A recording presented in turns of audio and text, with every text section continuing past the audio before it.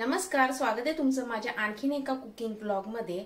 म्हणतात ना, ज्या ज्या सीझनला त्या त्या फळभाज्या खाल्ल्या पाहिजेत। तर थंडीचा सीझन आहे, तर या थंडीच्या सीझन मध्ये छान हिरव्यागार भाज्या येतात। त्याच्यामध्ये छान मटार, पालेभाज्या, त्याच्यानंतर तुरीच्या शेंगा आणि त्याच्यामध्ये गाजर, वांगी, खूप अशा ताज्या भाज्या येतात। तर काल माझ्या नवऱ्याने बाजारात जाऊन 1.25 किलो गाजर आणले आणि सांगितलं या गाजरापासून गाजराचा हलवा नको पण दुसरं काहीतरी बनव। आणि माझ्या मुलांनी सांगितलं गाजराचा हलवाच हवाय। तर आज मी गाजराचा हलवा आणि गाजराच्या वड्या म्हणजेच गाजराची बर्फी बनवणार आहे। चला तर सुरुवात करूया। गाजराचा हलवा आणि गाजराची बर्फी म्हणजे वड्या बनवण्यासाठी मी इथे 1 किलो गाजर किसून घेतले आहे। इथे मी 1.5 किलो गाजराचा हलवा बनवणार आहे आणि अर्धा किलो गाजराचा मी बर्फी बनवणार आहे म्हणजेच वड्या बनवणार आहे। गॅसवरती मी कढई गरम करत ठेवले जाडबुडाची। आता याच्यामध्ये आपण 1 चमचा तूप टाकून घ्यायचे। तूप वितळले, आता आपण याच्यामध्ये हा गाजर टाकून घेऊया। आधी मी गाजराचा हलवा बनवते। गाजर हे तुपावरती छान परतून घ्यायचे।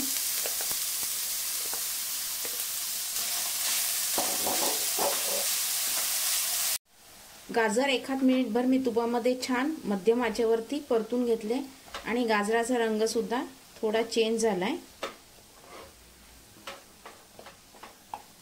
आता याच्यामध्ये मी 1/2 कप दूध टाकते आहे। मिक्स करून घ्यायचे। मी आणखीन याच्यामध्ये 1/2 कप दूध टाकलं, म्हणजे जवळजवळ मी 1 कप दूध याच्यामध्ये टाकलंय। आता हे छान दुधामध्ये शिजवून घ्यायचे। याच्यावर झाकण ठेवून मी शिजवून घेते, म्हणजे वेळ कमी लागेल। तोपर्यंत आपण बर्फीची तयारी करूया।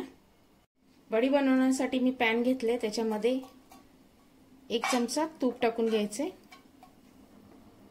तूप छान वितळलं, आता आपण हा गाजराचा केस याच्यामध्ये टाकून घेऊया। गाजराच्या वड्या करण्यासाठी गाजर छान लाल बुंद घ्यायचे आहे। आता मिक्स करून घ्यायचं। गाजर छान परतून घ्यायचंय एकाच मिनिटभर। एकाच मिनिटभर परतून घेतले। गाजराचा रंग सुद्धा बदललाय। आता याच्यामध्ये आपण दूध घालून घेऊया।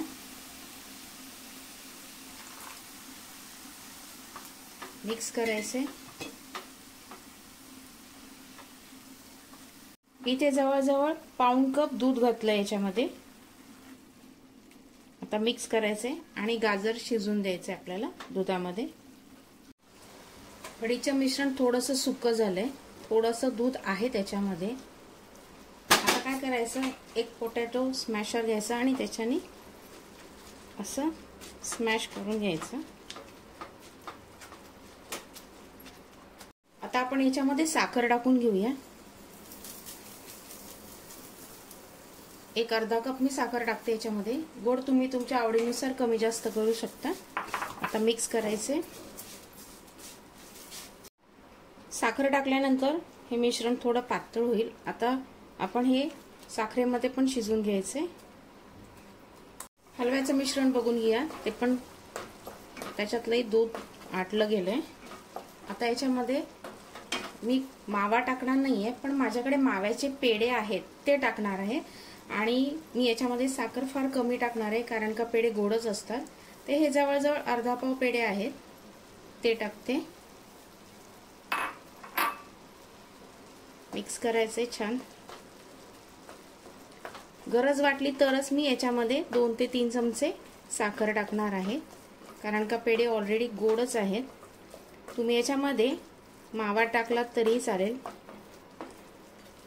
पण मावा टाकल्यानंतर तुम्ही याच्यामध्ये साखर टाकायला लागेल। आता मिक्स करायचे। याच्यामध्येच मी थोडेसे ड्रायफ्रूट्स सुद्धा टाकते। ड्रायफ्रूट्स टाकणं अगदी ऑप्शनल आहे, नाही टाकलं तरीही चालेल। गाजराचा हलवा असाच छान लागतो। याच्यामध्ये थोड्याशा मनुका सुद्धा टाकून घेते, कारण माझ्या मुलाला मनुका खूप आवडतात। प्रत्येक हलव्यामध्ये दुधीचा हलवा असो किंवा शिरा असो, गाजराचा हलवा असो किंवा खीर असो, त्याला मनुका खूप आवडतात, म्हणून मी सगळ्या या गोष्टींमध्ये मनुका टाकते। याच्यामध्ये 3 चमचे मी साखर टाकते, कारण का थोडं गोडीला कमी लागते म्हणून। मिक्स करायचंय। बर्फीचं मिश्रण पण थोडंसं घट्ट होऊ लागलंय। आता याच्यामध्ये मी डेसिकेटेड कोकोनट घालते। हा जवळजवळ अर्धा कप आहे। मिक्स करायचंय।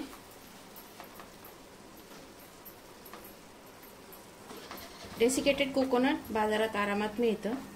याच्याने काय होईल, मिश्रण घट्ट व्हायला मदत होईल।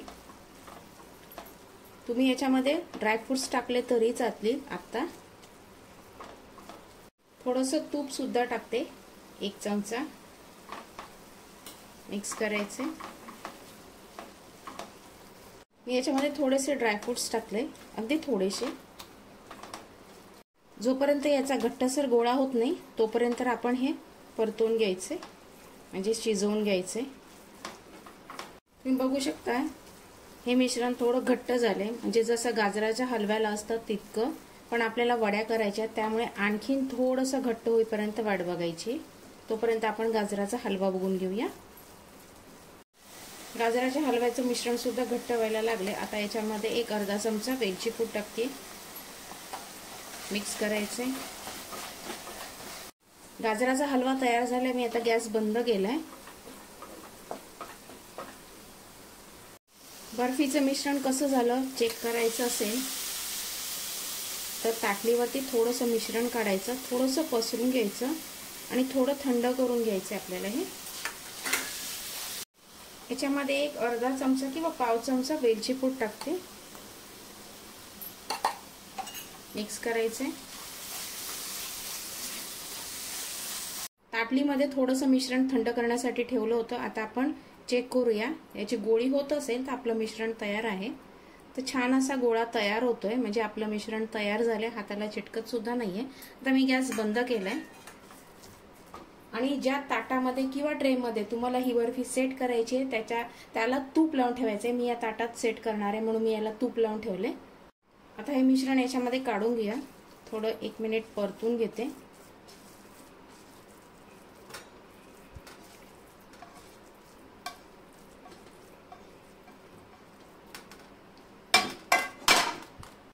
एखाद्या स्पॅच्युलानी किंवा वाटीने छान स्प्रेड करून घ्यायचे, अशा पद्धतीने।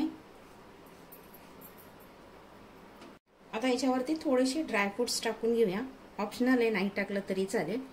थोडेसे पिस्ता आणि थोडेसे बदाम टाकते, दिसायला छान दिसतं म्हणून टाकते।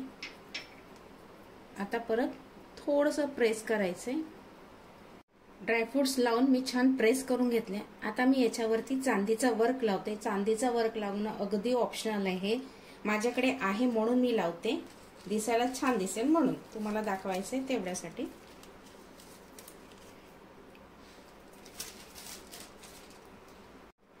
चांदीचा वर्क लावलाय। चांदीचा वर्क लावणं अगदी ऑप्शनल आहे, पण जसं मिठाईच्या दुकानात जशी मिठाई मिळते त्याप्रमाणे दिसतं म्हणून मी लावलंय, नाहीतर काहीही गरज नाहीये। आता हे मी फ्रीजमध्ये 1 तासासाठी सेट करण्यासाठी ठेवून देते। जर तुम्हाला वेळ असेल तर तुम्ही रात्रभर रूम टेम्परेचर वरती सेट करून घ्या। मला जरा जास्त घाई आहे म्हणून मी फ्रीजमध्ये सेट करते।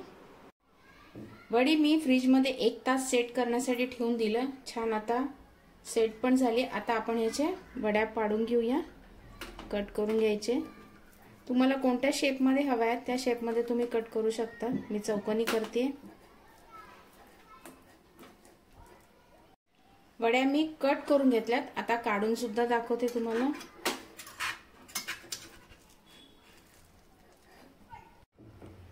छान अशा गाजराची बर्फी म्हणजे वड्या बनवून तयार आहेत।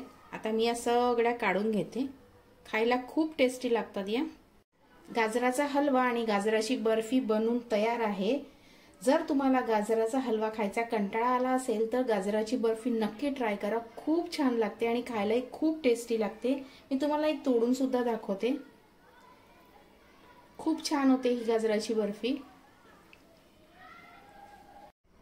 गाजराची बर्फी खूप सुरेख दिसते, बाजारात जशी विकत मिळते तशीच दिसते आहे आणि खायलाही खूप टेस्टी लागते आणि गाजराचा हलवा सुद्धा खूप छान झाला आहे।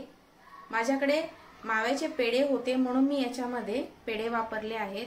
जर तुमच्याकडे पेढे असतील राहिलेले तर तुम्ही त्याचा उपयोग अशा पद्धतीने केला तरीही चालेल।